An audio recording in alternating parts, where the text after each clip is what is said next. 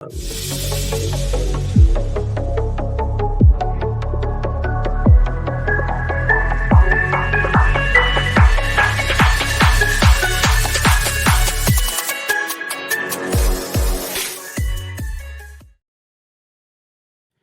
hello, hello. Good evening. In some parts of the world, good afternoon, depending what time you're actually watching this episode. But yeah, we welcome you to a brand new episode of 343. As always, I have my trusted co-host with me, Jason Ronnie. How you doing, buddy? All good, man. All good.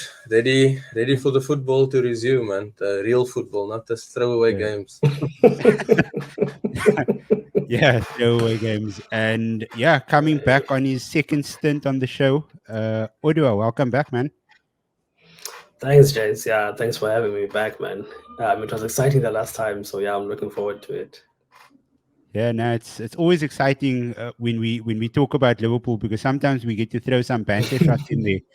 Um, and this time I don't know where I'm actually going to stand because I mean the fixture that we're going to be previewing today is Liverpool City, and I'm, I don't really feel much for either team. So I think it's going to be more Jason that's going to be the neutral party over here.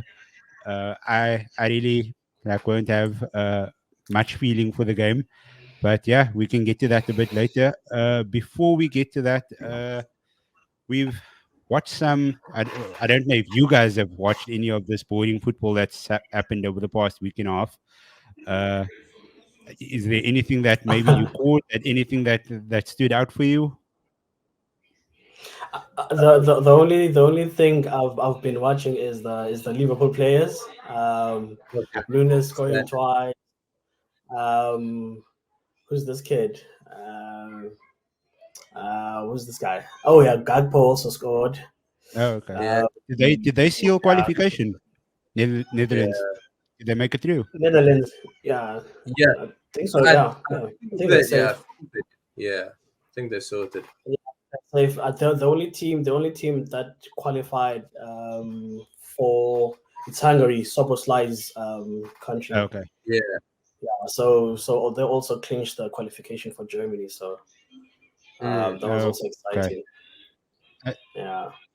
I don't know if you guys caught the Italy Ukraine thing because I mean for like we are just brought its head back up again and some crazy decision there at the end and Italy ended up qualifying and Mm. Ukraine obviously no didn't.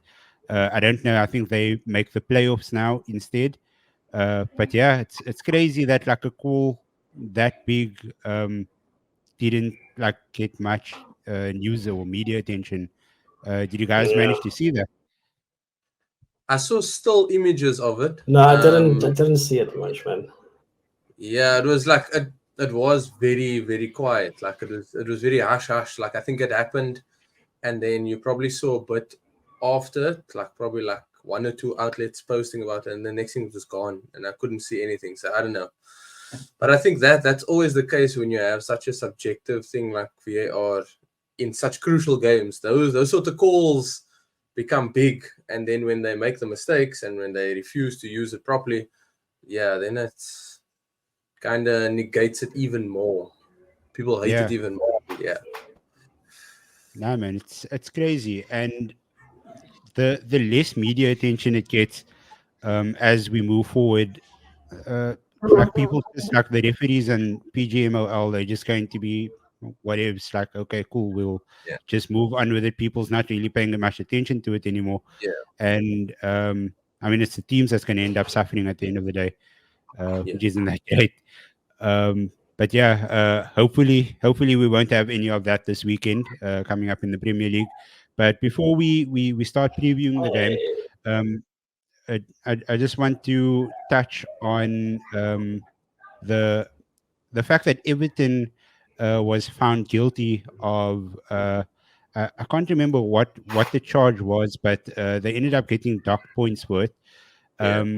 But it's crazy because somebody, Jamie Carragher, I think he spoke up against it. And I mean, Jamie Carragher is from Liverpool, so he has every right to want Everton to get doctor points, but he brought up like good points about like Manchester City allegedly sitting with about 114 charges, but nothing's happening to them, and Everton comes around with one charge and immediate action. What are your guys' thoughts on that one? And you must remember, right? The Everton thing is not something that's coming back from a long time ago. It's a recent Yeah. event, and Yeah. CT's charges. I think they're like sitting on 100 and something charges, right? Yeah. They've been going on for a very long time, and nothing is being said about it. I think the only update that we've received is that they will look at making sure that those charges are heard in 2025, if I'm not mistaken. So not even next year. I think only Yeah. 2025 is then they'll start having a look at those charges. So maybe it's because it's a high profile case because the team has money, and the team has lawyers.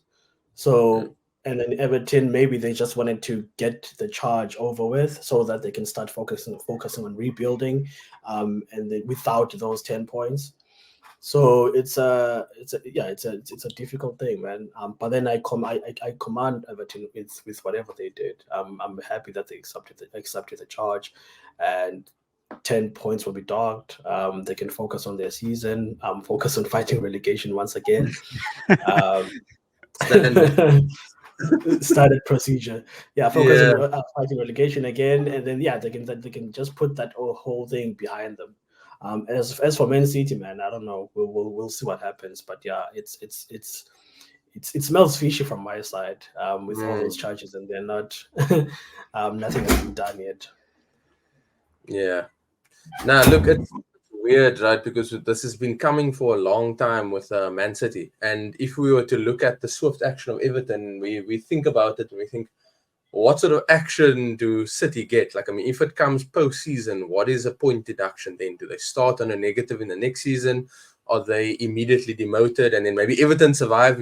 I think back to that season where I think Everton qualified for Champions League and then Liverpool won the Champions League, and then Everton were kicked out. And what if it's that sort of reverse now? But yeah, I think money talks. I think you 100%. can delay and you'll throw the rule book at them and they'll just buffer it out with a team full of lawyers, and they'll keep being. And I think they almost know that it's not going to happen, and I think that's why they almost are not willing to, or not willing to accept it. But I think Everton accepted it because maybe they understand that they are guilty and they now want to get it out of the way, like Odwa was saying, and then focus on getting out of that relegation zone. I think City just know that it's never going to happen anytime soon, or they have some surety, and they just go about everything as is. Like, I mean, if I have those things hanging over my head, I'm not putting myself in the limelight. I'm not doing that. Now, in this case, I mean, City look like nothing phases them. So it's almost like they have the surety that, okay, whatever happens is going to be fine because, there's no way that they'll do anything to us. And they keep breaking the charges, eh? They keep breaking this. They keep breaking the rules, man. Like it's they not don't just care. something like they don't care. Like they keep on doing it. It's Business as usual for them. And it's I mean, like, if we, sorry, just to finish it off now, if we're going to go back the seasons that maybe Pep was there, and when they're saying that these 115 charges came, like those teams that came close, I mean, Odwa can probably attest. Arsenal season coming close, right? So it's like, what happens to that? I think Liverpool's whole discourse changes about Premier League titles. I think Arsenal's suddenly changed, maybe last season winning it, and then it's suddenly very, very different for both of our United teams. gets a Premier League title. You guys were 19 points behind them. I think if anything, Doesn't matter. Doesn't matter. Yeah, suddenly that era post Fergie, I mean, it's only one title, Europe and all, and it suddenly doesn't look as bad as it currently looks now, right? Was it Ole? Was it Ole that was in charge? Was it Jose, man? Wasn't it Jose that finished? Because I mean, didn't Jose say? That was that quote. That best was achievement the in best, football. that he could do. Yeah. Which, I mean, as a player, I'd go stick my head in the sand, bro. So even club owners as well. I hide my head in shame. That was back when he had Smalling and Jones as his centre back partnership. So I We mean, the did fact like that run he it back. finished second, well, that with that defensive partnership, Yeah, amazing. The guy was a magician. People can say what about Jose Mourinho? The guy was amazing. Um, just moving on from that, I saw a headline today on Twitter. I didn't really open the article up or anything. We spoke the last time about Manchester United's ownership with Sir Jim Ratcliffe taking over 25%. And I saw something that if he completes his 25% takeover, then United might be banned from the European competitions next season because mm. of his ownership at Nice. So I don't know, like, is there a sort of a rule that you can't own two clubs in the same UEFA competition or something like that? Because that sounded a bit weird to me. So I didn't read the Yeah, article, not but I that just, hand, to be honest. yeah, Yeah, no idea, man. No idea. Yeah, I'll go check it out, but I don't remember anything of that sort. Is it yeah, like a yeah, almost like Maybe a Liverpool? maybe the percentages. Maybe it could do with percentages. Maybe you're not allowed yeah. to own a certain percentage between two teams in Europe. It could be something like that, Okay, but yeah, yeah, I'm not But sure. I mean, then again, it's all like background noise, man. yeah, There's like people on X that's still saying Sheikh Jassim is still going to be taking over, and yeah, the whole Sir Jim thing, it's like a smoke screen, and yeah, there's conflicting views on it, and why hasn't his ownership been announced yet? Because I mean that first headline came about what 3 4 weeks ago, where they yeah, said, okay, he's going to be taking over 25%. He's going to have sporting control, all of those things, and it's still not live yet. And now apparently it can't be made. The announcement can't be made until after this weekend because it's Thanksgiving over in America, and United is listed on the stock exchange. So it's like yeah. one excuse coming out after the other, and I don't know, man. I just want to put this behind me and like think about the football instead. But yeah, thinking about the football, let's start with our preview. Is it Liverpool versus City, or is it City versus Liverpool? Are they playing at Anfield or what? City versus Liverpool. Yeah, it's Yeah. Etihad. Okay, Another so lunchtime kickoff for that Liverpool faithful, eh? That's like Uh, 17. Yeah, the Yeah, I mean, 17th. after the last one, I'm not so worried because the last one was against Everton, right? So I'm Yeah, not so worried about yeah, this one. yeah. And apparently the players got back in time. Mm, Like everyone seems to be back. So okay. I'm not too worried. I know that they trained today. Yeah, They'll be training tomorrow. So hopefully no injuries. okay. And then yeah. yeah, I can't speak of City because I think they mentioned they have a lot of injuries. So but then we'll see Haaland in the field, definitely.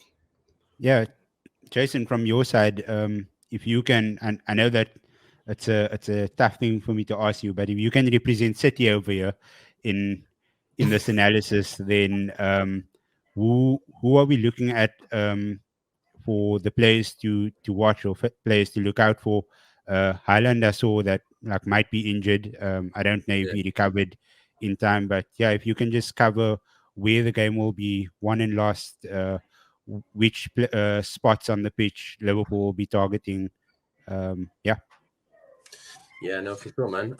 Look, I don't know all of the injuries that City currently have to deal with. I mean, you see these things like I think Rodri limps off, but I think all of these guys limp off and then they're like back in training the next day. Haaland couldn't do anything for Norway. I don't think Norway goes to the Euro, so that's another major tournament that they're not going to.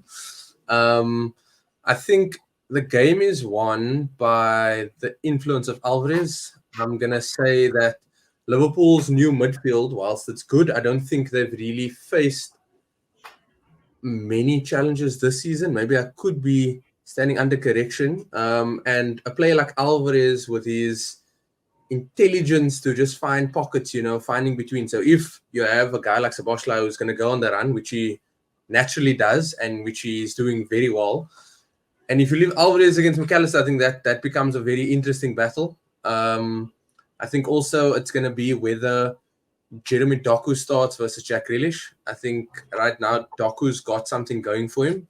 But I think when Grealish plays, Haaland does better. It's like a weird thing. I think Grealish brings Haaland into the game more, whereas Doku is just like explosive, and he'll maybe do it on his own, or he'll bring in more of the other guys. Yeah. I'm thinking those are the two guys, and those are the two areas where I think it could be pretty interesting to see what happens. Yeah, I think you hit the nail on the head there with the Doku and Grealish thing. Grealish is always looking in the center of that square. He dribbles through pass one, pass two, and then he looks up to see, okay, who can I square this to? On the odd occasion, he'll have a shot at goal and stuff like that. But Doku, he's just all about like beating one, beating two, beating three, get to the line, try to go for goal. Then on the odd occasion for him, he'll look into the center of the box, and he'll look to see who's open. And majority of the time, or from what I've watched this season, his square passes into the center doesn't really find people. 9 out of 10 times it goes behind the striker or behind the player or something like that. So those are things that Pep is definitely going to work on. But right now, I think like Grealish definitely complements Haaland much more. But Doku will probably scare Trent Alexander-Arnold much more. I was gonna say that, man. I would take Grealish on top, over Doku. Because that guy is unpredictable, man, and Trent doesn't go well with that. I mean, he's used to now to Grealish. He's played with him like a lot of times. He played against him a lot of times. He plays with him for England a lot of times. Whereas Doku, he hasn't met him. I don't think he's played against him at all. So, so Doku worries me the most because Konate is going to have to do a lot of covering, and then that leaves space for the guys coming in from midfield. And then he might just lay those balls into them, and then that's another worry for me. The midfield. I don't think McAllister and Szoboszlai will be will be suited to play alone in that midfield. I know that Endo is. I'm still worried about him. He's not up to the level that we'd expect for a defensive midfielder for Liverpool. Like your Fabinho, but I would risk it. I would risk it and play him because McAllister is not necessarily going to track Alvarez, as you mentioned, Jason. And also, Szoboszlai is an attacking player. You don't want to see him going against Foden or going against Alvarez. You want him when the team is going forward. So influencing the guy. Exactly. So I'd risk putting Endo there in my midfield, and then play McAllister and Szoboszlai just in front of him. So then you're leaving Gravenberg on the bench then. I know, man. It's a risk. It's a risk that because he has the legs. He has the legs to go up against the City team, like that box to box skill set that he has.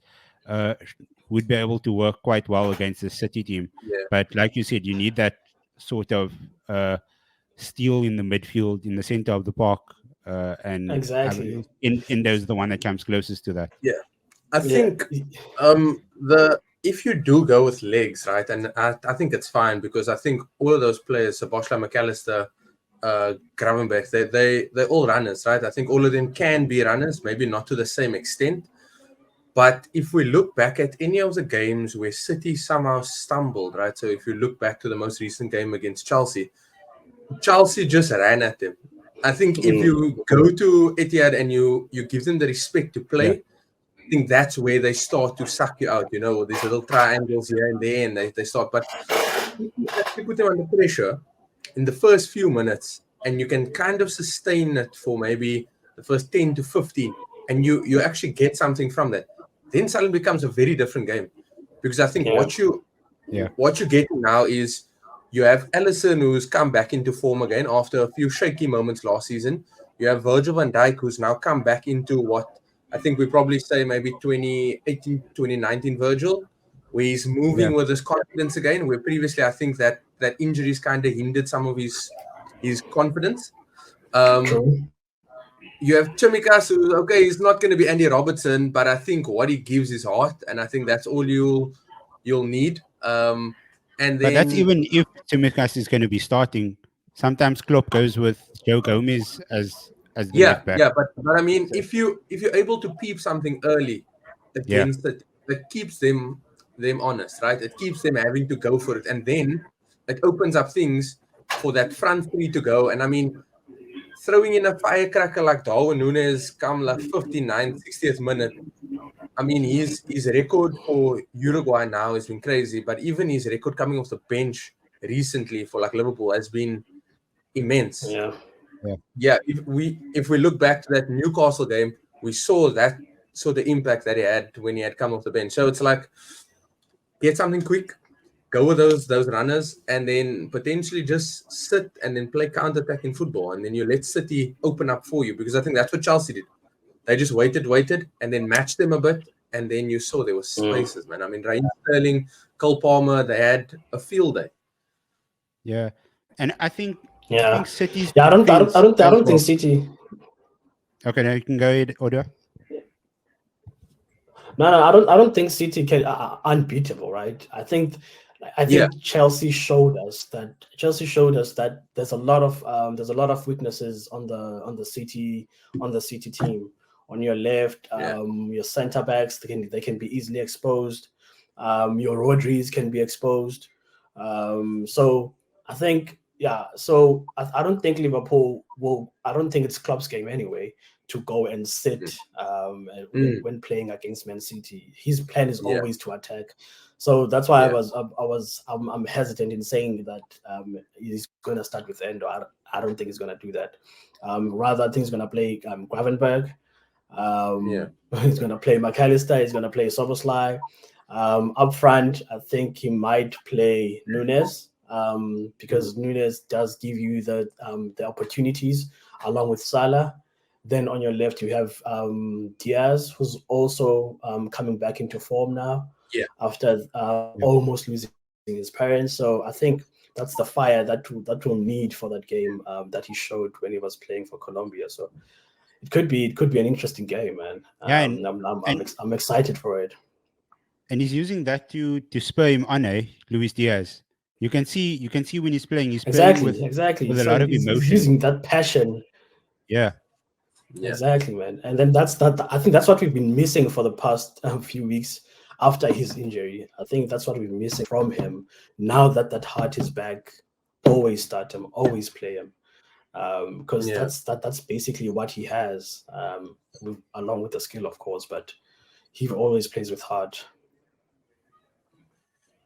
yeah. yeah. I think it will be. I Okay, think just the international breaks have been good for those two guys, Nunes and Diaz. Okay, obviously Diaz with the whole family incident, but I think he scored two for Colombia against Brazil, and then Nunes has been scoring like every international break. So whilst he grows in confidence at Liverpool, he also gets to feel somewhat appreciated more when he actually goes to Uruguay. Plus, he's playing under Bielsa, so you have Klopp Yeah, and you have Bielsa who are coaching you and molding you. And I think we look back at Uruguay's firing line over the years, and you see you got your Forlans, your Suarez, your Cavani's, your Duvian Zapatas, all of these guys, and okay, maybe he might be Colombian, but I mean, all of these guys are good finishers.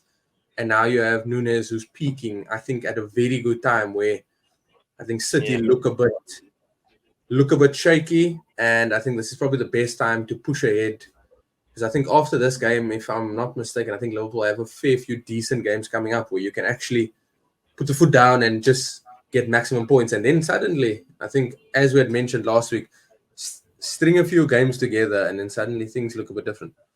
yeah, yeah, so I'm gonna go back to the point that you made now about like the way City is looking, and I think Pep is. I mean, like we all know how good Pep Guardiola is as a manager, and Yeah, he would have been hurt after that Chelsea game. The fact that Chelsea yeah. his team and made his team look so weak defensively. That Yeah. that would have hit him quite deep, and he's definitely been busy at work over the past 2 weeks trying to ensure that that won't happen again. So I think the defensive capabilities of who's that Diaz and Kyle Walker and Nathan Ake. I don't know, is Nathan Ake injured or Probably, is yeah. he? No. I will play. But Yeah, if it's not him, then it's John Stones. If it's not John yeah. Stones, it's Cornwall. So So yeah, it's fine. so It's all so, so that's the thing. Like I have a feeling that he probably shouted and threw the hairdryer at Guardiola after the Chelsea game because that dude was just messing up time after time after time. And I mean, he didn't look like what was he, 80 million? He didn't look like an 80 mil yeah, defender in Yeah. that game. And Pep's going to want more from him moving forward. yeah, He's going to want to prove a point as well. yeah, So unfortunately for Liverpool, it's come like the game immediately after Chelsea in the Premier League, and I think it's going to set up for a great battle. But then yeah, on the other side, we have somebody like Mo Salah who's chasing his 150th Premier League goal. hmm So he's going to want to try to get that milestone as well. yeah. So I think we have a lot of like ingredients to have this be an all timer, hopefully. But yeah, I'm excited as a neutral fan, just to watch some good football. But if both teams could end up with 0 points, I would have been even happier. I'll I'll echo is that that, your prediction for especially us? as Is an that, Arsenal that's fan. your Yeah. prediction? Yeah, I think we can go around with predictions now. Let's start with you, Odwa. I'm scoring this one 2-1 to Liverpool. Ooh. Uh, who are you Is it, putting on the yeah, score sheet? is it a smash and I'm grab? putting Salah.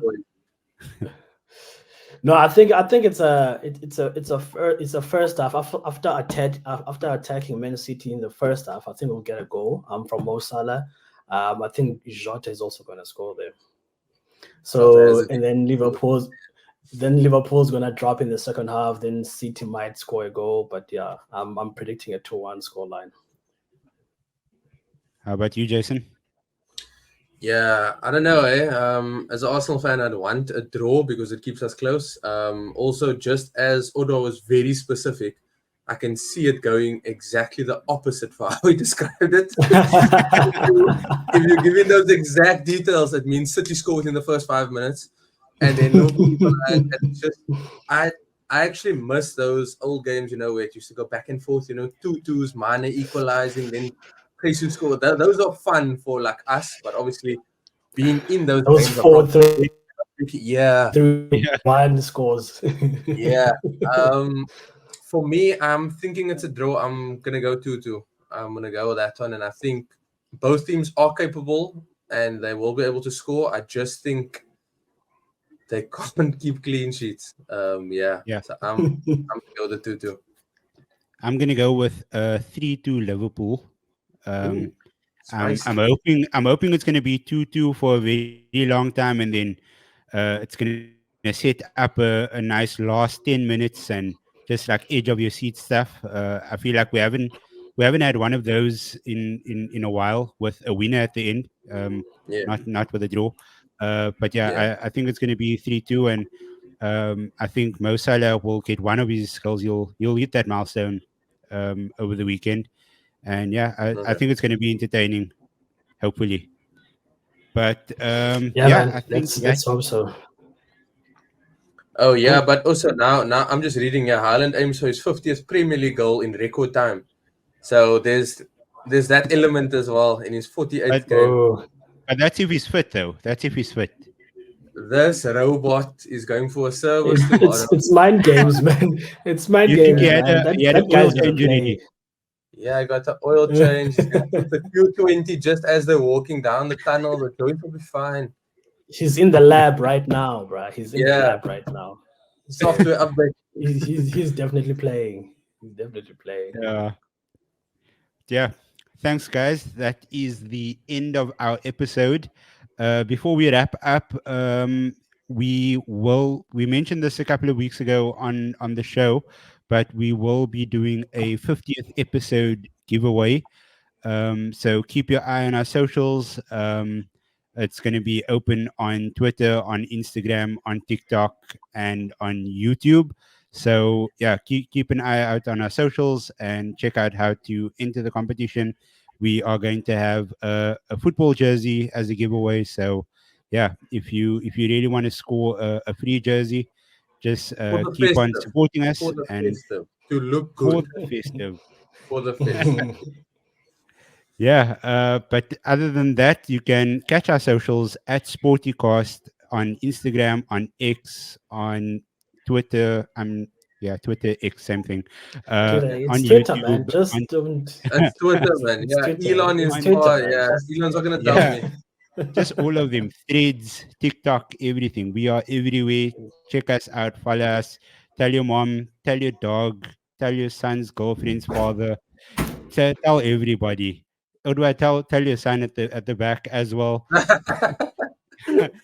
um, I'm trying to yeah, block this guy here. yeah. If you are listening to us on Spotify, Odwa's son just came into the back of the room, and it's Odwa tried to switch his camera off really quick, but now invite him, bro. Invite him.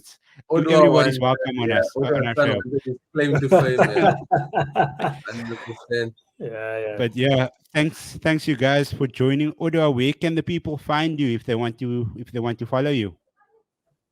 Not your physical Oh address, damn. please, Odwa, mate, because people will come to your house, Not the physical address.